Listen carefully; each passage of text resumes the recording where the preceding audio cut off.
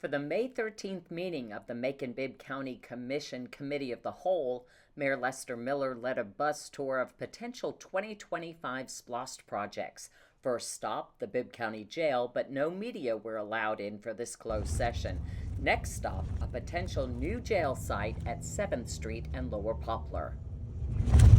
This we purchased with a bond inducement as well. 27 acres, about 20-something usable. It backs up the frozen yard there. And also this property is a potential site for if you ever wanted to have a correctional facility here, expand the jail, relocate 911, EMA, etc.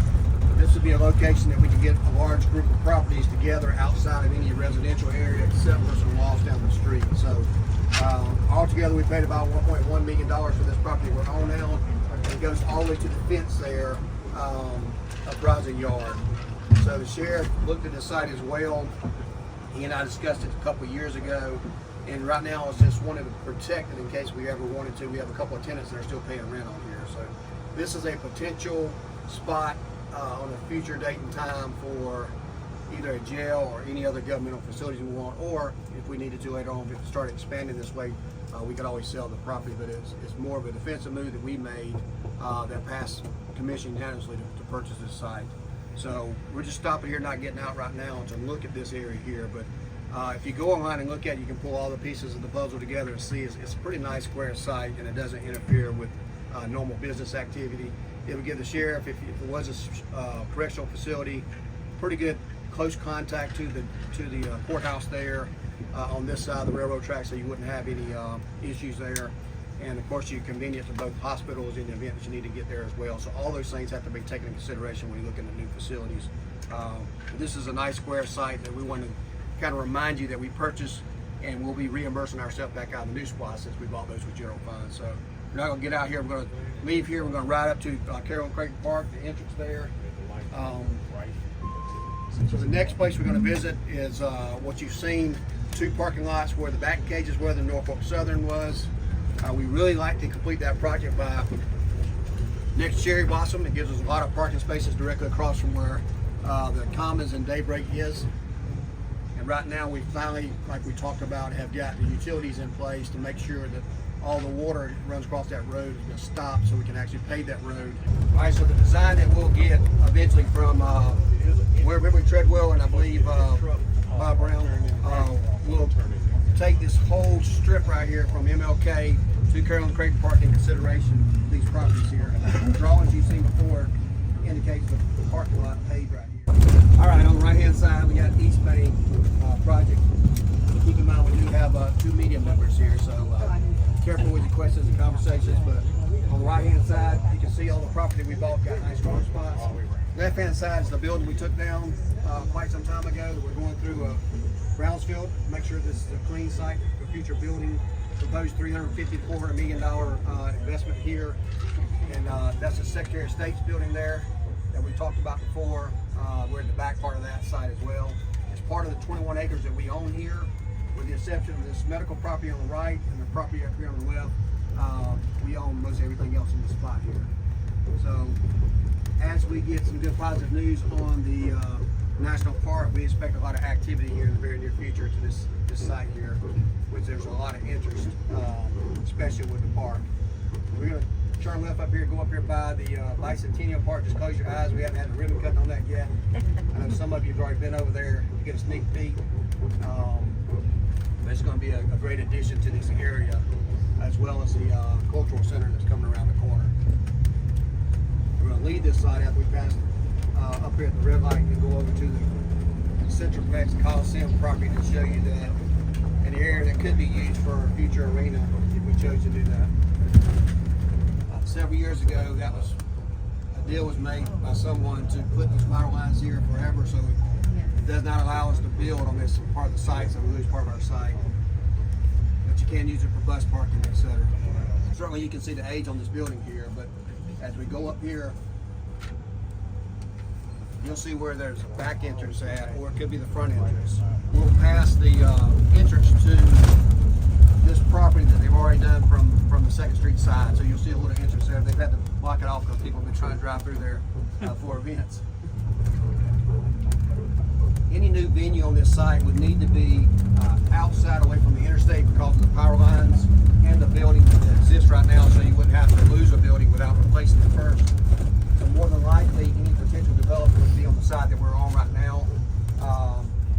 Square rectangle with parking decks attached to it. And you can see the exit here have an alternative entrance, so we've got two ways to get in and out at least. This is where the dog park currently sits. This is also where the Renaissance River project began. You've seen some drawings in the past of that. Of course, more up-to-date drawing will be coming forth very soon. So all this was part of the sale to Mercer. The dog park's going. They gonna move the dog park? Yet to be determined, but it's still in conversation. So all this open area you see right here, including the gas station up on the corner that you'll see over there, that's Trailhead Park, which will be one of the entrances to the new Mercer Medical School. Mixed-use project here that's estimated with Mercer building itself of about $400 million. That would include the potential for residential, retail, restaurant, entertainment, and hotel and parking deck along the rivers area here. Yeah. Yeah. We're gonna ride by 108 First Street, which is what we known as many things: the Hilton, the Radisson, the Macon Hotel, and the Ramada Inn, and the home of the last explosion. We're gonna park right there, and we're gonna go into the BB&T building to be able to look at this site from an aerial view, and also grab some lunch before we head out to North Macon. And the newly seated grassy area of 108 First Street. So you can see the large rectangle there. That building didn't look as big as it does right now. But when we get up to the top floor of the BB&T building, you'll be able to get a good layout of this property and the property across the street. Pearl Bars, this is our team. Commissioners, we graciously allowed us to use his penthouse for our lunch today, so we can get an overview of some of the properties that we've been visiting downtown. We're also one who owns the property at East Bank, and he also owns this place and the place across the street here. But you can get a great view over here of the entire site across the Renaissance River, the entire convention / hotel site right here, and the new 2nd Street entrance in the circle here. It's the best view in the world looking out East Macon. You also get a good view of our building next door.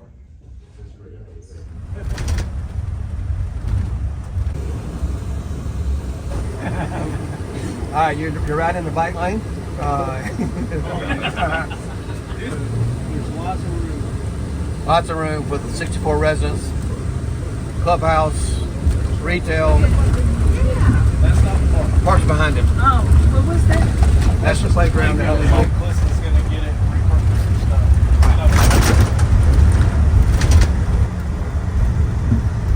On the right hand side, you can see where Baby Way used to be, and now the little park is there now.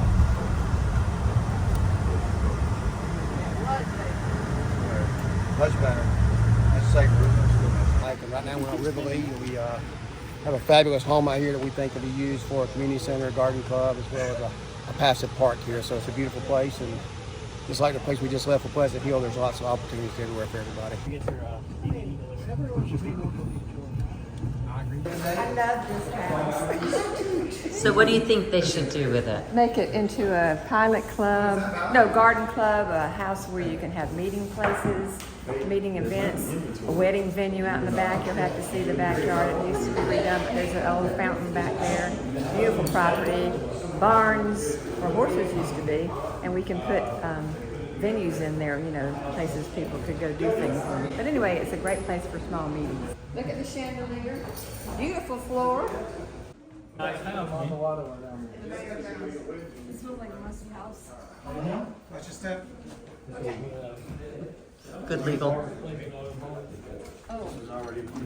Yeah, it's Nice and big. slow in case you're looking. That's what I just noticed. Yes.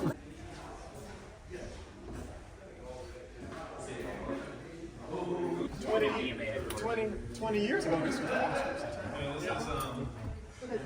Next up, this property is to have an architect and a designer to come through here to do an estimate on what it would cost to get it in, more up to date and a safe venue, so we can consider at that point in time what we can do for property for the community and get community impact as well. Mr. Mayor, what do you hope to accomplish with this little visit today to all these different sites? We want to give the commissioners a first-hand look at all the projects that we may have coming up and what can real possibilities be, especially with our SPLOST coming up, as well as many other projects that we've been working on.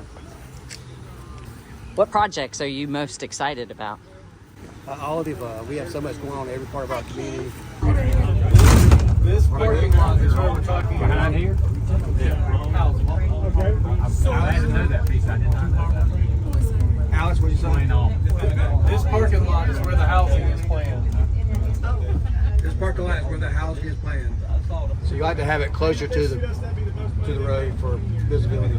Collections on the 2025 SPLOST begin later this year to raise $450 million over 10 years, and already $50 million is committed to repaving roads. And Mayor Miller would like to retire tens of millions of dollars in debt from prior administrations. So the county will need private investors to advance all of the potential SPLOST projects that are valued at about $1 billion.